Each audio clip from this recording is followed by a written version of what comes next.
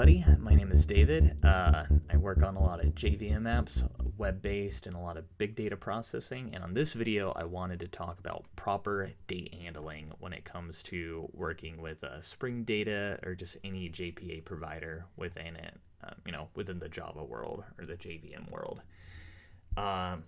Made a video about this a few years ago about a Java date handling. So the same concepts apply here. It's kind of what it's all about when you break it all down. But anytime you throw more integrations and abstractions, you run into more cases to get it wrong. So let's look at this code. Let's see what we got.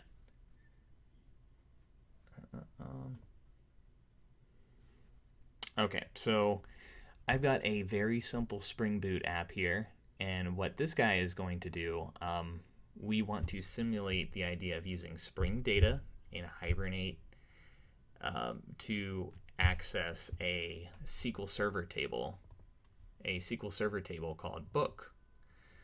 So we've got our Hibernate entity here. We've got the title, we've got the ID, and we also have a couple of timestamps. That's really what we want to focus on. One is offset datetime. This is using the Java 8 time library, while this one is kind of using the legacy util date library. So date versus offset datetime.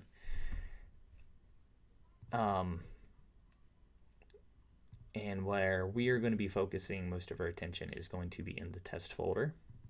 So just some other things to look at. We have some JPA settings here on startup. This is to mimic a SQL Server database. We also have that defined in the mode up above too. This is just to kind of hide some logging. And we're going to comment this one out because this is a setting that I really wanted to talk to. And then again, some of the other things are just about logging, and this is to go in line with dbUnit. So to test this out, we are doing this all from a test class, and we are doing this with a in-memory database using the dbUnit framework, or the library. So a lot of this you can find on their, on their site, just kind of how to set up a Spring Boot app with dbUnit. Tons of classes out there. I'll add the link and add this to GitHub just so you have it. But in this way, we can just kind of spin up our in-memory database all from this file. We don't really need anything extra. So how that works though is they've got this database setup annotation. And since we threw it on top of this class, is at runtime, when we go ahead and run this whole test suite, it's going to create the data. Just because we saw in our Hibernate settings that we're already creating, we're creating the schema, or we're actually creating the table for book on startup. And dbUnit is actually going to add the book to our in-memory database. Okay, so that was just kind of set us all up. Let's kind of get into the meat and potatoes of the whole thing. I've got these little comments to remind me. So let's look at the two string methods of how these dates are translated to. So we see the dates here. So while that's running, let's look at these dates. We've got a go live timestamp, completed timestamp. This is a Java date. This is a offset date time. They both look exactly the same.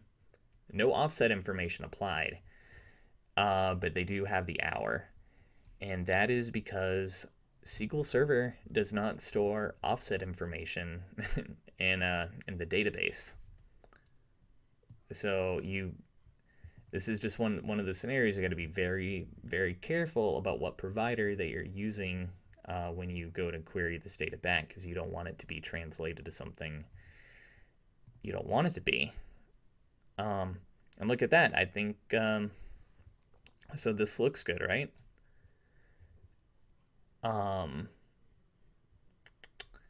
Completed. So we've got our completed date. Well, it kind of looks good, but not completely. So we've got a completed date. This is the Java date, where it doesn't know anything about what time zone it's from. So we really don't know. Java date is kind of recognized as when you boil it all down, it's a Unix epoch timestamp, so it just kind of translates to a very long, and it's just within UTC. You do not know the original time zone of a date. And then we've got this go live date time, which it looks like it's got some incorrect info here. It actually set the time zone to my current time zone, which is central, but it also put the hour in there. So if we were to give this back to a client, they would probably add 5 hours to get it back to 10 to the original date, and that would be incorrect because now we're at 10 hours when it's actually at 5 hours. So that's one thing, and you can change this value in a few different ways. You can do it on the URL. You can do it through Hibernate. This is the Spring Boot Hibernate sort of way. It feels cooler. So let's put this setting in here, rerun it, and see what happens.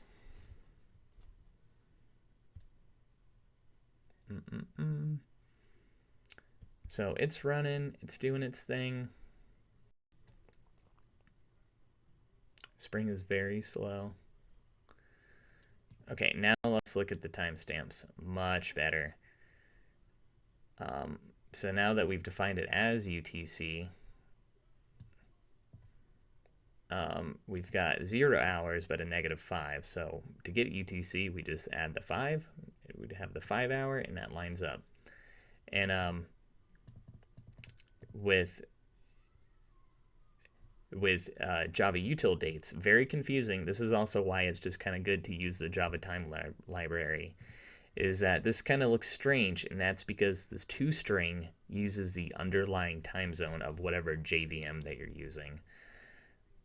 So in this case, I'm in Central, so it's organically just, chopping 5 hours off of the UTC timestamp and giving me this. So very confusing. And this is also where if you are going to be returning dates back to a client, you want to be very careful if you're returning the toString version back to them. So, and that's where you can kind of get in trouble. So let's just say we wanted to convert that, because these are kind of ugly. And a lot of times if you're in a web service, you're going to be using some kind of framework to return it back in JSON or XML, maybe JSON. In this case, we're going to be using Jackson as a kind of a playground to see how this goes. So back over to the code. Let's run this method. So again, we're finding a book, and we're calling a couple of methods. So we've got got a couple of methods, and it's all about transforming a date into a ISO specific string format. And so this is what that kind of looks like. So notice I've got this Boolean checked as to whether or not we are going to set the time zone on that transformation. Right now it's set to false, so it is literally just converting the date without the time zone in mind. And even though we have it set to UTC and the values still look right, this is not accurate. So if we gave this back to a client, this would be a no-go. This would be incorrect. We are 5 hours off. And it could be even more confusing if we had this application, maybe it was in multiple regions. And so each region or each node or instance that were to kind of get the state, send it back to the client, it'd be totally wild. I mean, it'd be so hard to track down. Okay, next one. Well, this is a typo. So this is supposed to be my good example. So let's run it. And I'm going to end this with just kind of showcasing like a real example of how this can kind of go bad.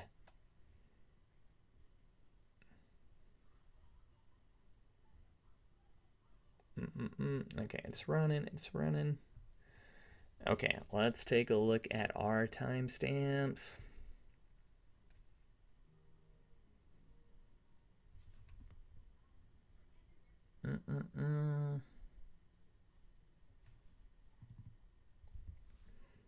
Okay, this looks really good. We've got, uh, this lines up with our data.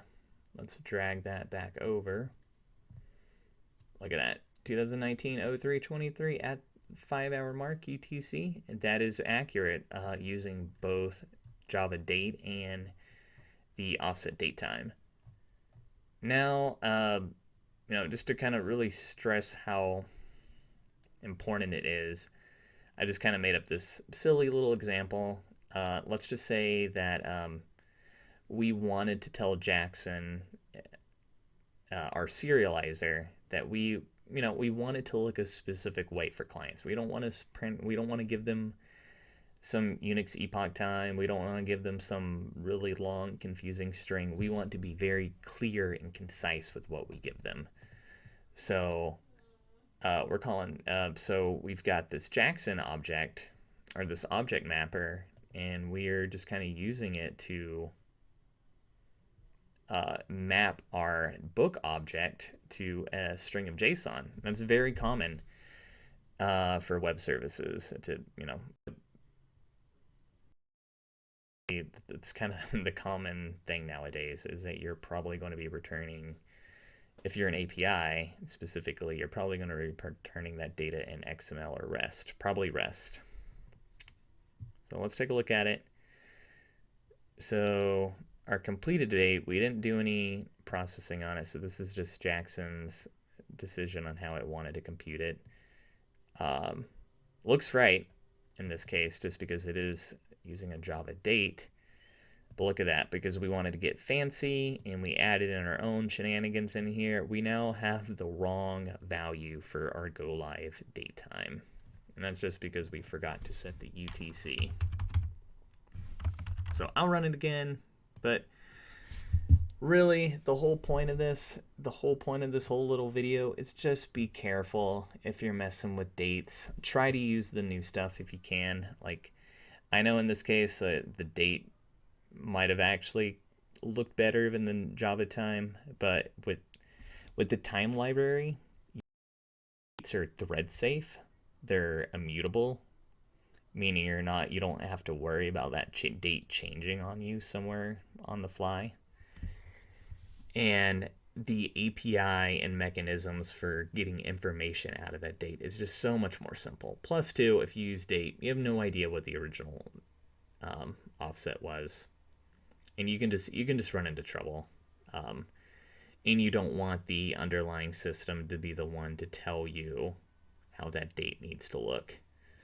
So I guess like two things.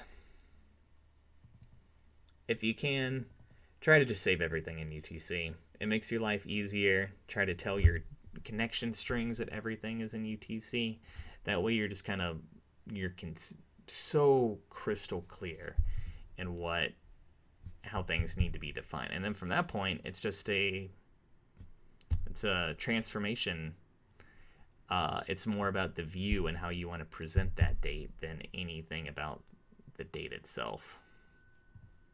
So I'm going to put this code up on GitHub, but yeah, no, this just, this bit me in the butt a couple days ago. Something so simple. In my personal experience, what had happened is that we had some unit tests kind of specifically testing for this kind of thing. It worked on someone's local machine. They pushed it off to a pipeline, off to a Jenkins server for the solution to build. It's in a different region. The test failed. It was off by an hour. And that's because of just silly shit like this. So just, you don't want dates to get away from you. You want to be super crystal